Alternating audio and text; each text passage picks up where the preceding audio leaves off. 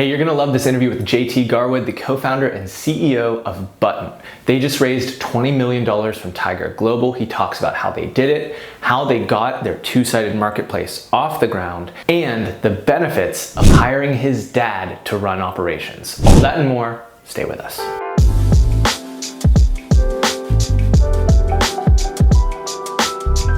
Every once in a while, I'll accomplish a few things, and I want to give myself a pat on the back. Get the baby to sleep down quickly, or close a deal. I don't know if I can really recall an experience quite like what you've had here over the preceding summer.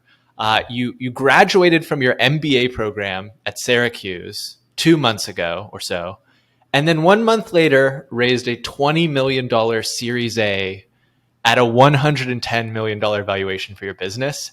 I've done 500 plus of these interviews. I've never seen anything like that before. How is that possible? Oh, well, it starts with being comfortable with not having a social life, which has been 99% of it for the past 2 years. But yeah, it's been a very exciting time over the past couple of months, and honestly just feel really lucky the position that I found myself in. And have a passion. I've always had a passion for education.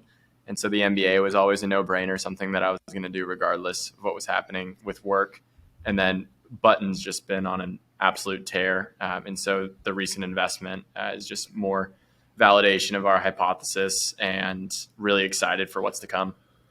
Yeah, to quantify that tear, you disclosed that back in the preceding year, around August, when you raised, let me get this number right, when you raised $5 million at a $26.5 million valuation, that you were like around 300 customers, and that skyrocketed to 7,000. So can you help people understand specifically who the customers are on your platform and why they're coming to Bttn, because I guess to some degree their needs weren't being met previously? Yeah, absolutely. It really starts with understanding what Bttn is. And, I won't go too deep on the background, but what we're trying to become is the next generation healthcare distributor. So these are practices all across the country. We're talking all different types of physicians, from, a chiropractor to a dentist to a physician office to, pretty much everything under the sun in the non-hospital environment.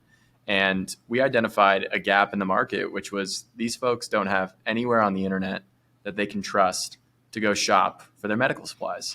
And my background in marketplaces, in medical distribution and technology, really led us to this hypothesis that we thought that we could be a low-cost savings provider for these top medical supplies for every single doctor across the country. And so what we're trying to build is that place on the internet that every doctor and their teams feel comfortable to shop at. And that just doesn't exist for them. And so with that in mind, like you said, with the customer growth, why are they coming to us? Well, number one, they've never had the opportunity to cost compare on the internet, right? This transparency does not exist in healthcare distribution. So the first hypothesis was, what if we put transparent pricing for all of our products on the internet for these top medical supplies? They loved it, right? They loved coming to our website, comparing with what they're currently paying with their distributor, whether that's a local or national distributor. And then secondly, finding those top brands that they were searching for and trusting that we can still deliver with the same delivery and, shipping expectations that they expect. So with those things in mind, we've just had this rocket ship growth because it was really fueled by folks weren't getting the supplies from their current incumbents because of the supply shortages driven by the pandemic. And so because there were so much shortages across the world, it had people doing exactly within their business what they've been doing in their personal life forever, right? With Amazon or every other online shopping. They just turned to the internet and they started looking for these supplies. And more of these folks are finding Bttn, whether it's searching for, a particular medical supply SKU that they're looking for that they can't find with their current distributor, or they just want to see what the other pricing is because, maybe they're talking to a few different distributors and want to see which one they pick before they move forward. So yeah, we've grown really fast in a year. Now it's August. So we just crossed over 9,000 customers and continuing that growth rate. And it's accelerating because as we offer more supplies, better pricing, it just gets stronger and stronger, that value proposition for our customers. And can you kind of help just draw some contours around when you say medical supplies to folks that aren't in healthcare, that can be, somewhat opaque. We're not talking necessarily about pharmaceuticals, and we're probably not talking about the highest end, most expensive medical devices that are almost being, sold directly by that medical device company or through some sort of a distributor. We're talking about this like I don't want to say lower end because that makes it seem like it's not important, but this kind of messy middle of things that just you're accustomed to seeing when you walk into your doctor's office, your dermatologist's office, what have you, that need to be replenished and need to be a kind of thing that's there and accessible to the provider, right? Yeah, it's a combination of both. I like to think about it as disposables, right? So this could be a mask, a pair of gloves, Band-Aids, gauze, everything that a typical doctor's office needs to have in stock to run their practice efficiently. And then that's expanded, though, to pretty much 2.5 million different medical supply SKUs. That is inclusive of some pharmaceuticals, is inclusive of some of those med devices. And the reason why is because Bttn is pretty much the only provider out there that is built to serve that wide of a selection. Why is that?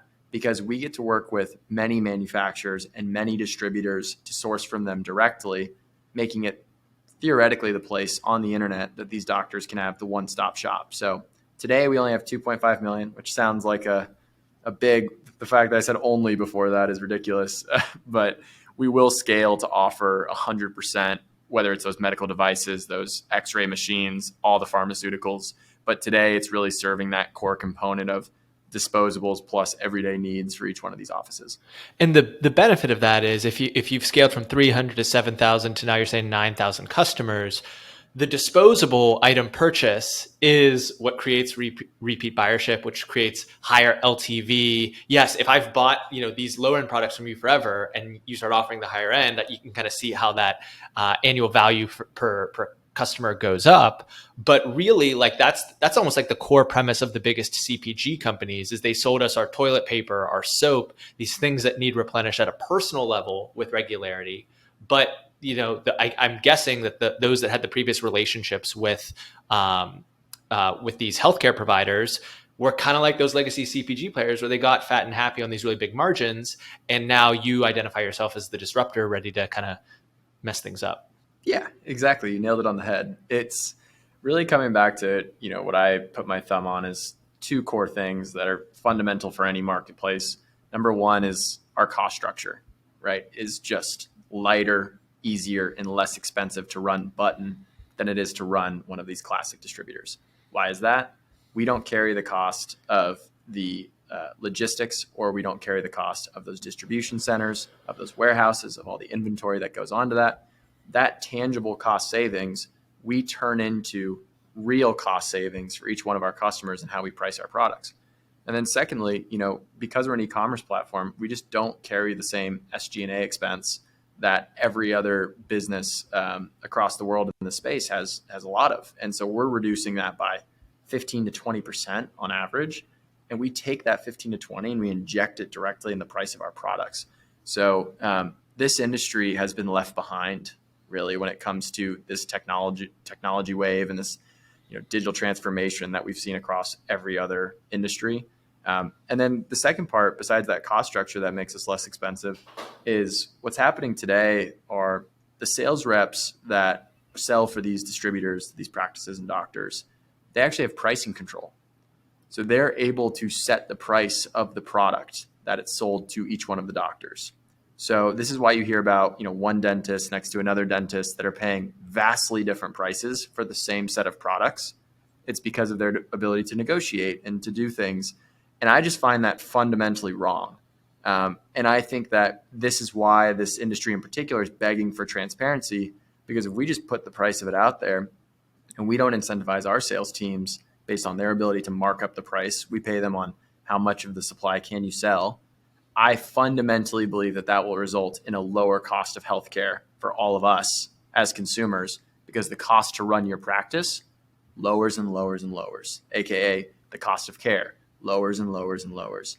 And so with those two things, we have a disruptive business model in that sense. I stray away from the term disruptor because we're trying to be the hybrid model of what's out there and then building technology to meet and exceed what's out there.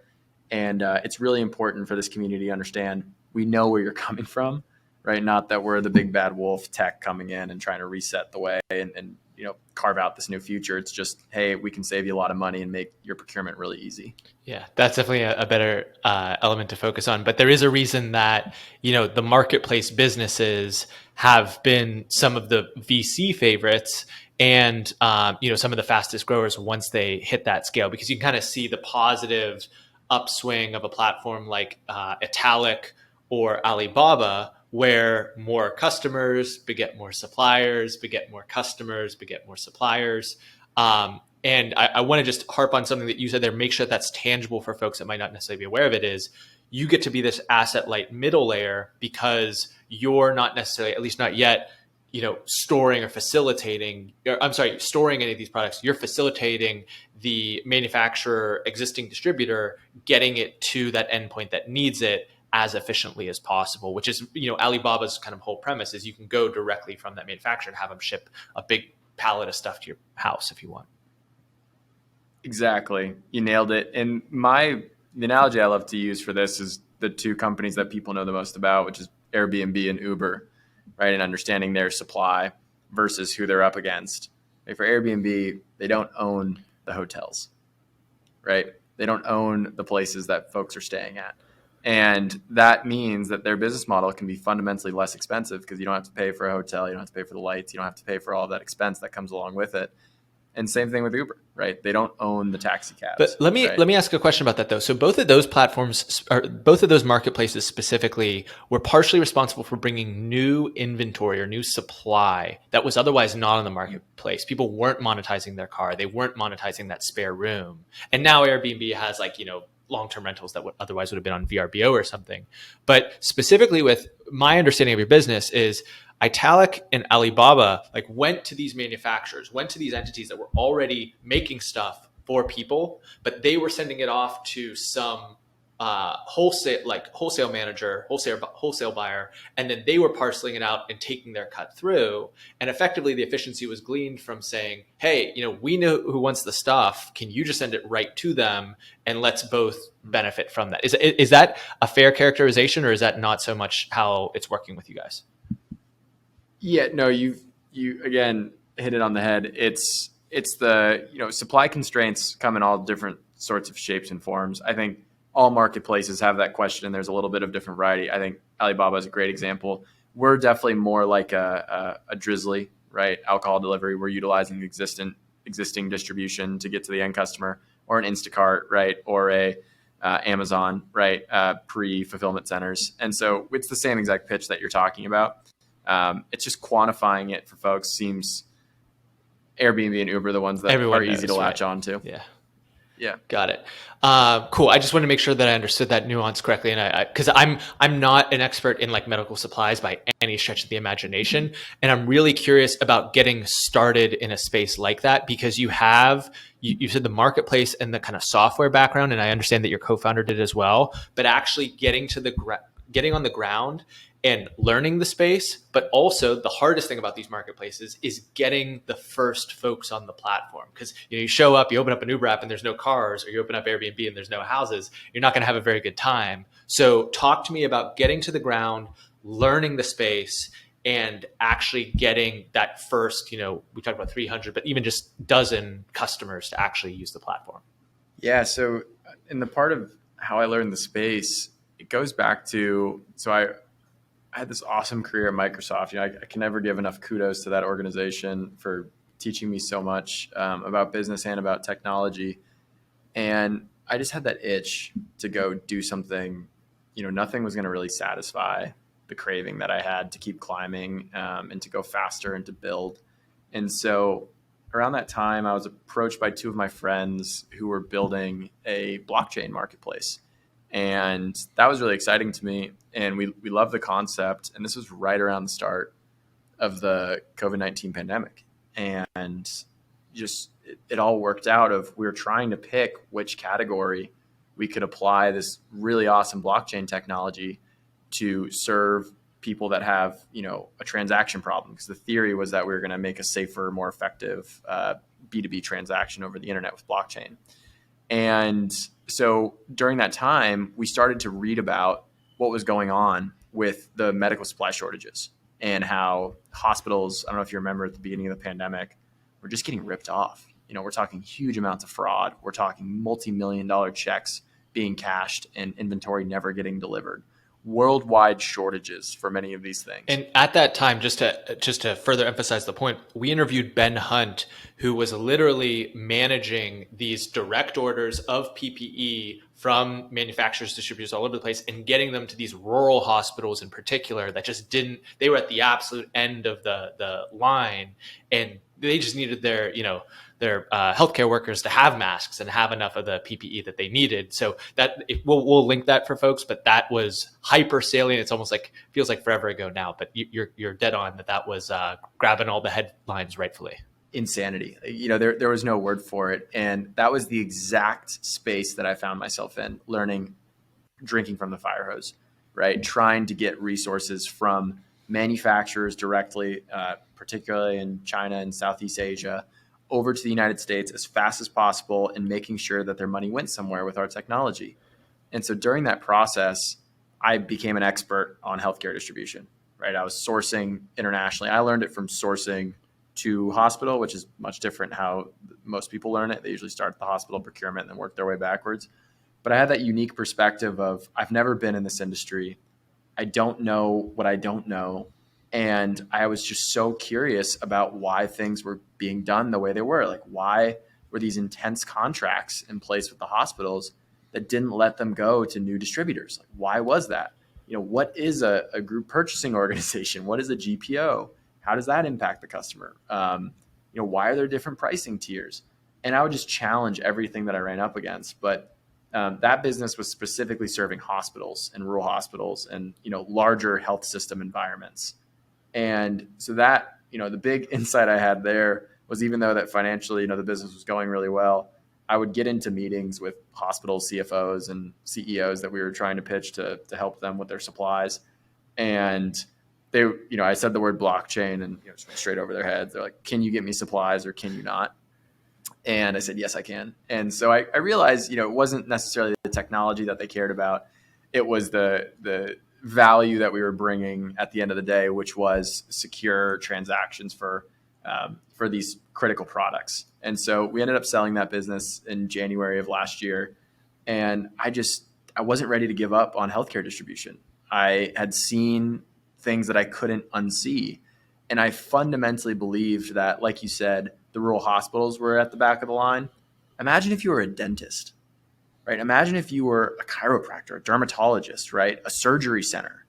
All of these places that were at the back of the line because they literally had to shut their doors during the pandemic. Right. These folks were even more left out, and they weren't getting the service quality from their incumbent distributors that the hospitals were getting and that other folks were getting. And so that, to me, was another chord to go, we need to build something there. I'm not sure what it is, what it looks like, but it's there.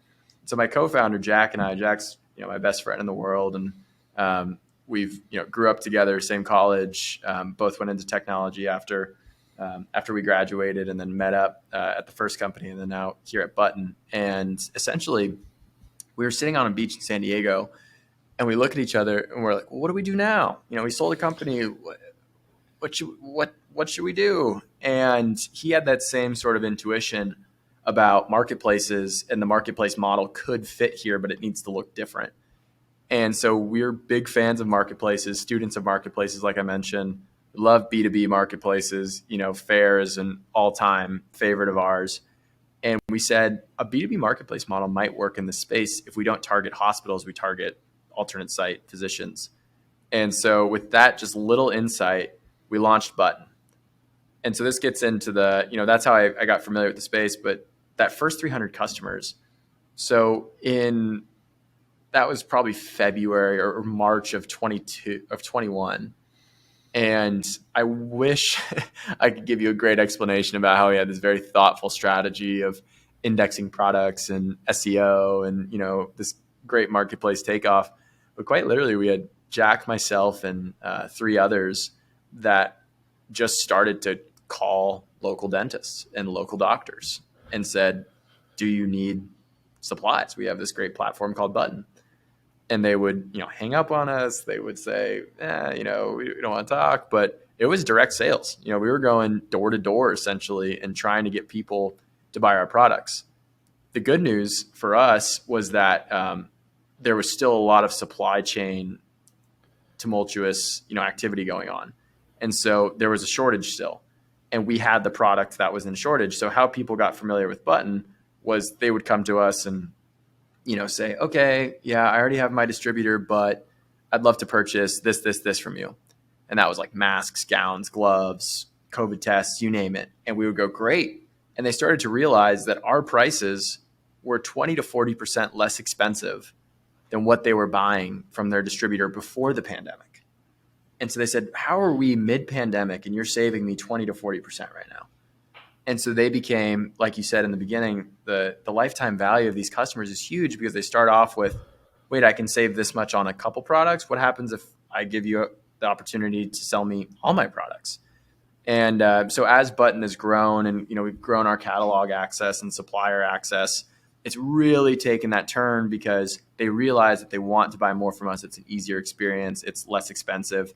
All the amazing things that we get out of technology, they didn't have in the past. They were using telephone calls and Excel sheets to place the orders for their most critical materials. Let me ask a question here, though, because you're talking about going back and cold calling, smiling and dialing direct sales to get it off the ground. And you referenced Airbnb. They went and they took photos for like the first, apartments that were listed on there. So doing the unscalable, even if you're trying to run some sort of super scale startup, is always a part of the process.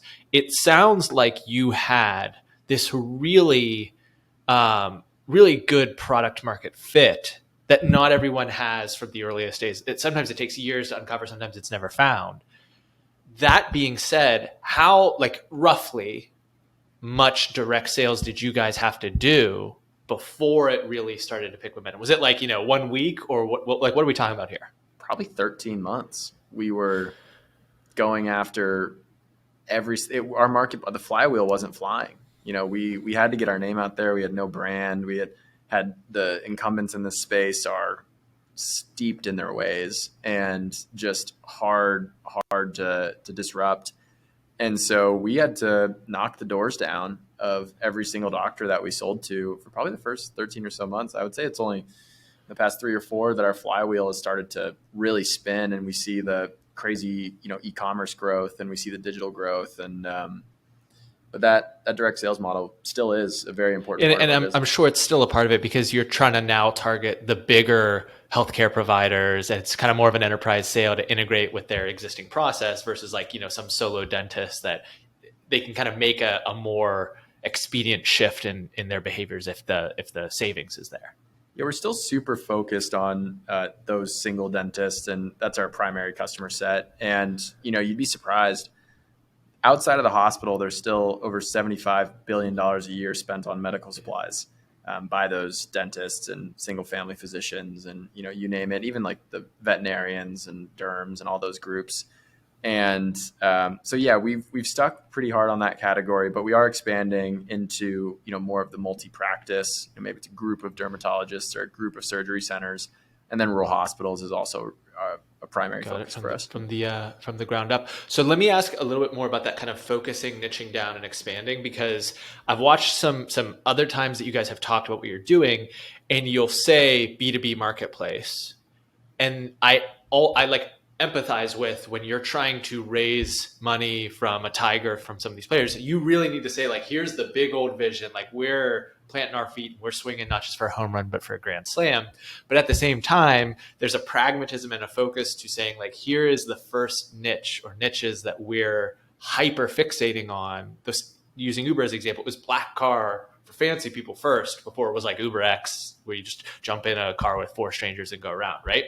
So from that standpoint, dentists, I saw one for dermatology, where is the initial focus? And how do you imagine that scaling out as time goes by? Sure. Yeah. The initial focus was physicians. and then dentists as well.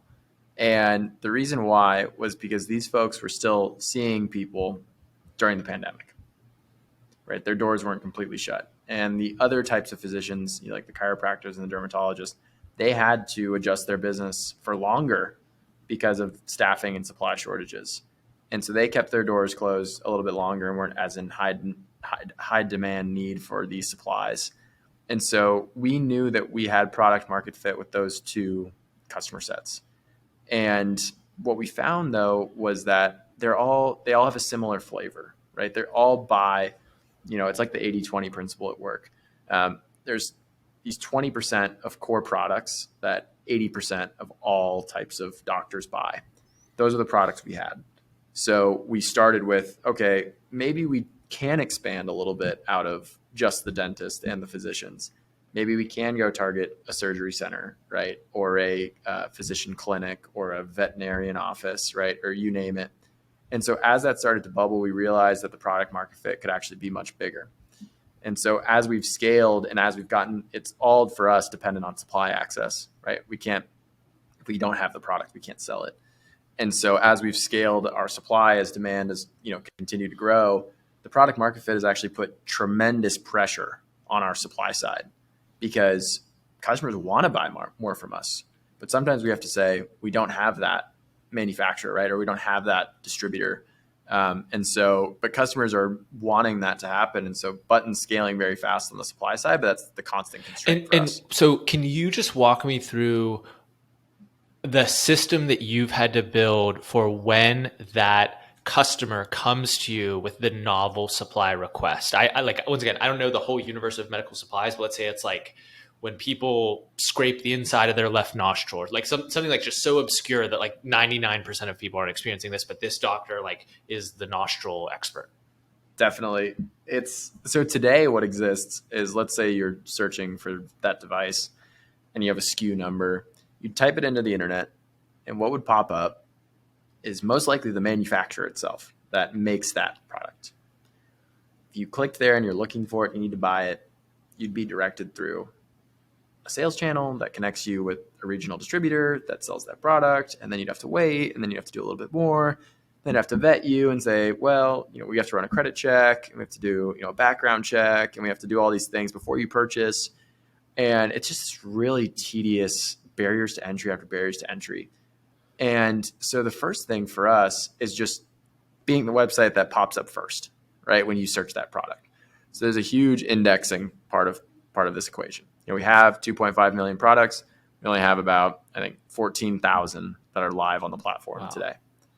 And so, it's because indexing, it takes time. SKU upload is, you want to make sure it's SEO scrubbed. The landing pages look great. It looks like we don't want to sketch anybody out. The picture's bad. It's medical supplies. We got to make sure that we're really on the nose for what that is. And so we're working through that, and it's accelerating each day.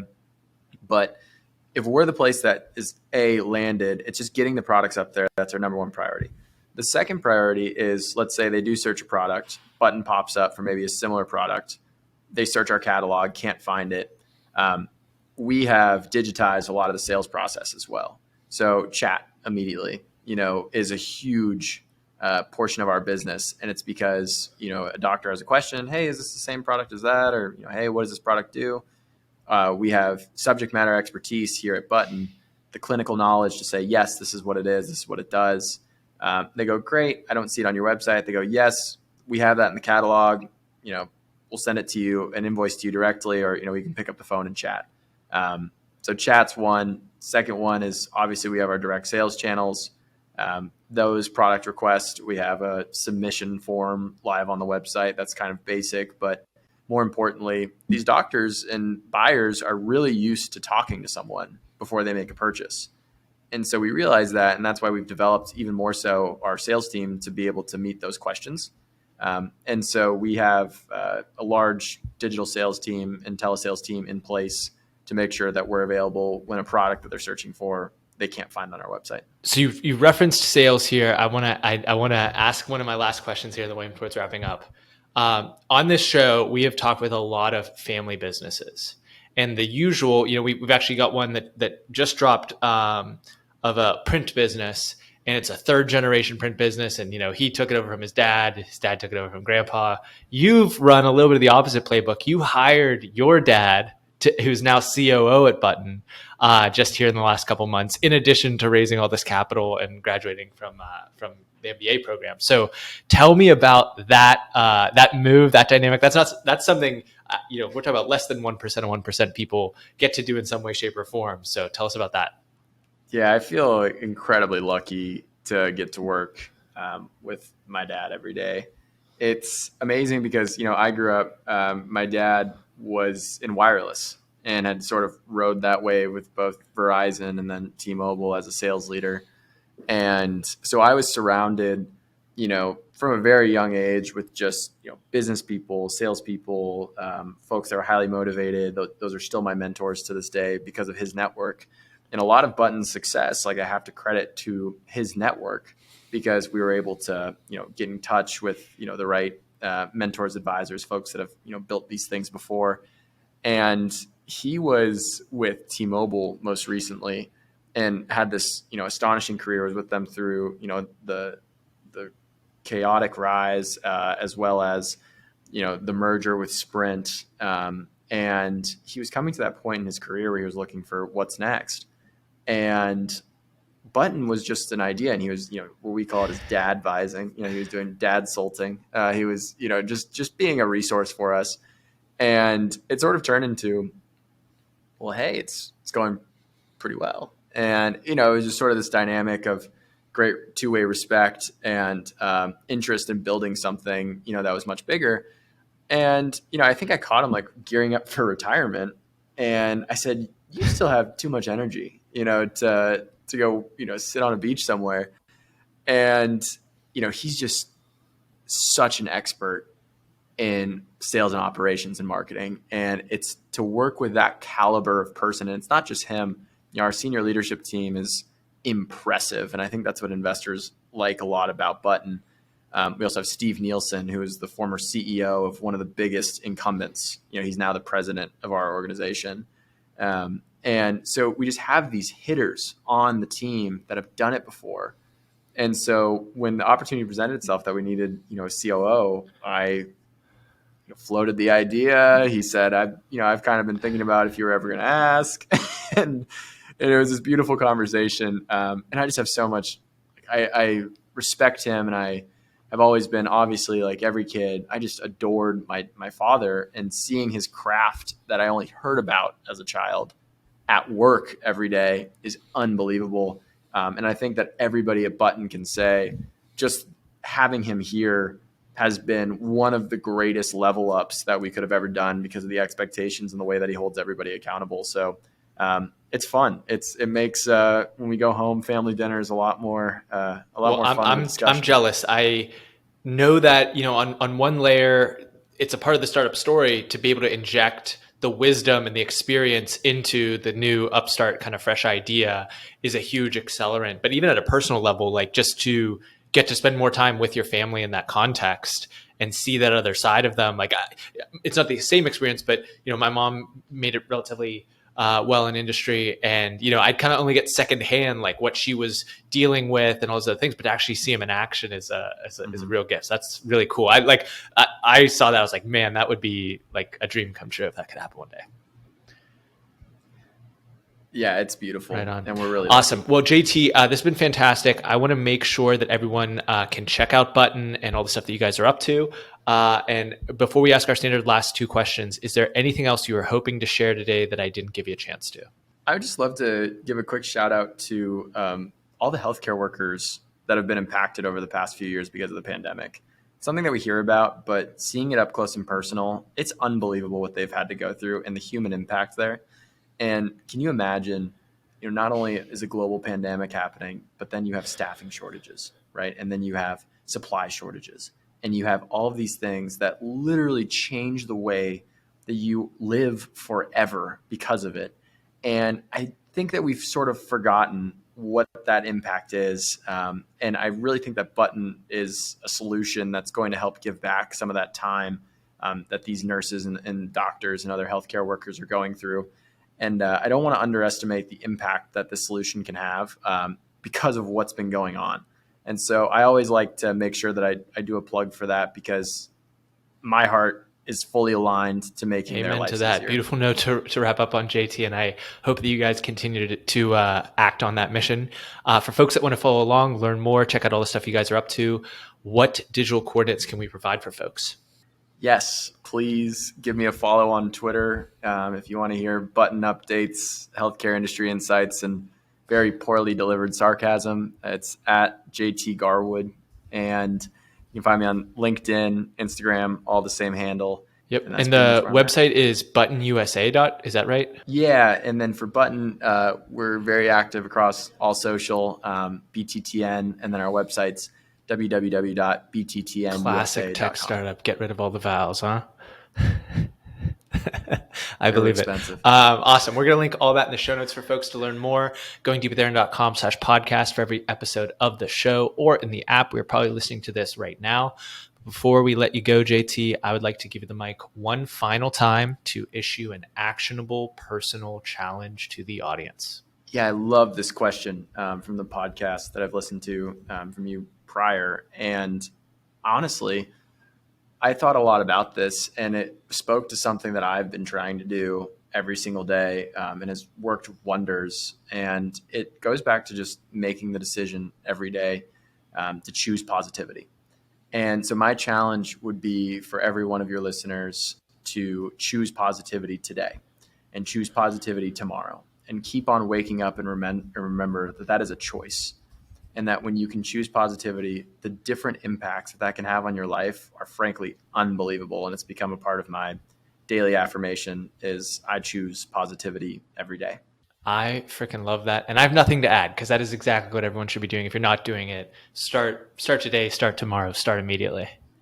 JT, this has been fantastic. Thank you so much for coming on the show. We just went deep with JT Garwood. Hope you're not there. Has a fantastic day. Hey, thanks for watching to the end of my interview with JT. If you are interested in other businesses that are lowering the cost of healthcare, check out our past interview with Dr. Timothy Wong, who runs a micro clinic that does not accept insurance. You can see the doctor for just $35. Go check it out.